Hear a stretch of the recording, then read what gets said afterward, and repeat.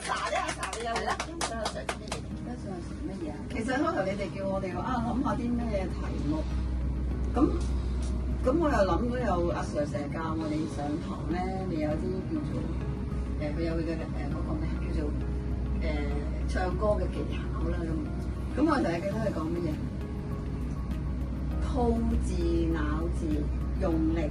就一定錯，咁咧就要絕對放鬆體感就能夠唱好歌，即係我覺得呢幾個字咧，其實係即係幾難去體會嘅，因為其實即係字係嗰幾個字啫，但係你要去做晒呢幾個嘢咧，就一定即係點都夾埋晒好難做。咁咧就頭先阿 Sally 話喺 K 房就爭咪，我以前啊我喺 K 房就係你唔好俾我，即係我唔會唱 K 嘅。咁我發覺我嘅喺樂軒學到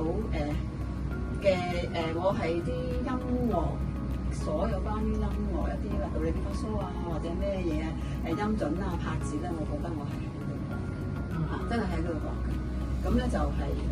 即係個人真係有，因為我本身都係嚟嘅，咁我就覺得就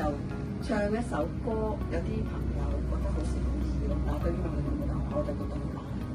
即係我覺得好難。咁就阿 Sir 就真係好用心教啦，咁我就覺得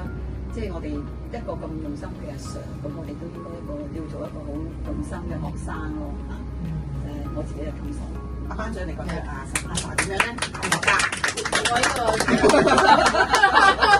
喺好合格嘅同學。當然啦，阿 Sa 係一個非常有天分嘅學生嚟嘅，咁阿 Sir 都成日提嘅，咁呢一個係一個 blessing 嚟嘅，我覺得上天